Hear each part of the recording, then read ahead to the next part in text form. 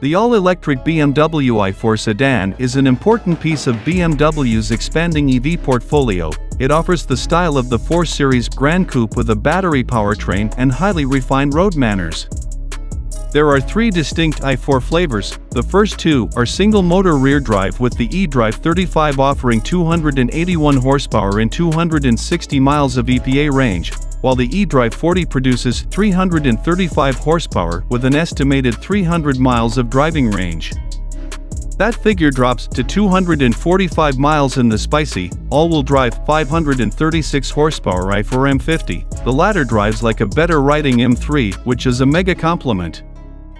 The M50 reaches 60 miles per hour in just 3.3 seconds, 0.2 seconds quicker than an M3 competition, and it can jump from 50 to 70 miles per hour in just 2.0 seconds to 0.7 seconds quicker than the Bimmer.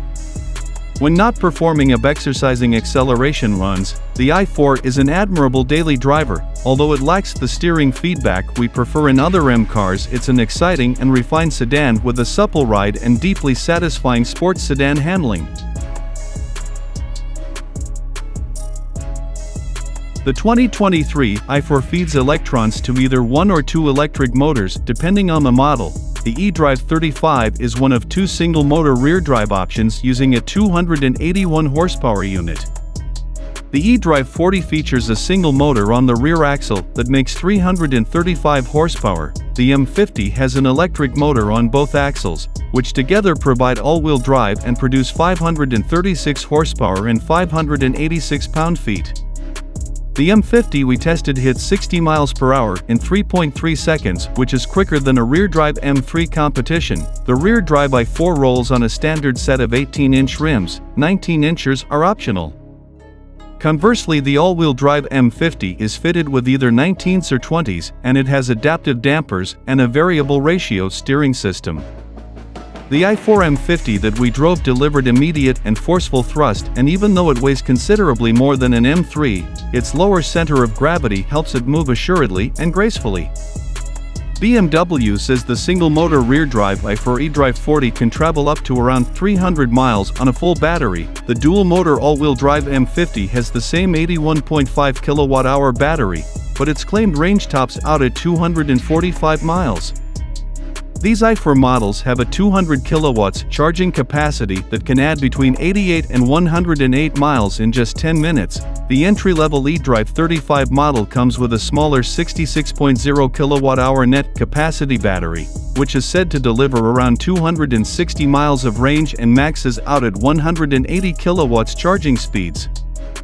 Using the Level 2 onboard charger, the i4 can recharge its battery from 0 to 100% in less than 8 hours.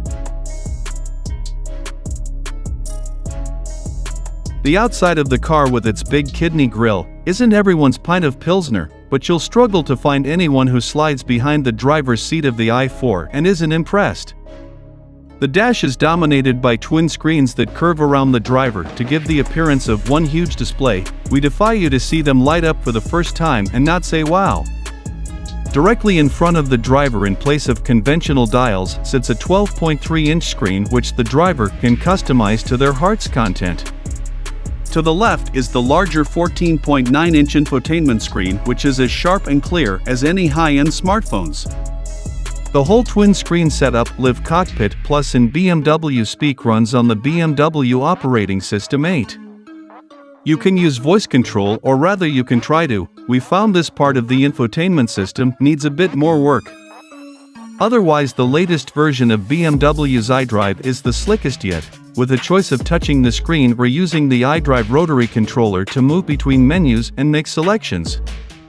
The iDrive control is less distracting on the move and saves smudging fingerprints all over that expensive-looking touchscreen. As a 4-door coupe, the i4 tries to balance style and practicality. It's never going to be as practical as a regular saloon, hatchback, or SUV, but for the most part it does a decent job of being roomy and good-looking. You'll have no complaints in the front, where there's plenty of legroom, sufficient headroom, and a really high standard of fit and finish.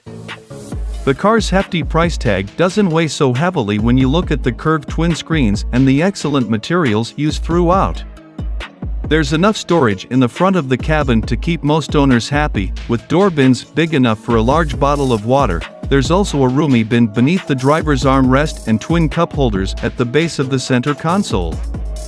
You sit low to the ground with the seat on its lowest setting, which feels right in such a sporty car. It can be raised higher if you find that more comfortable.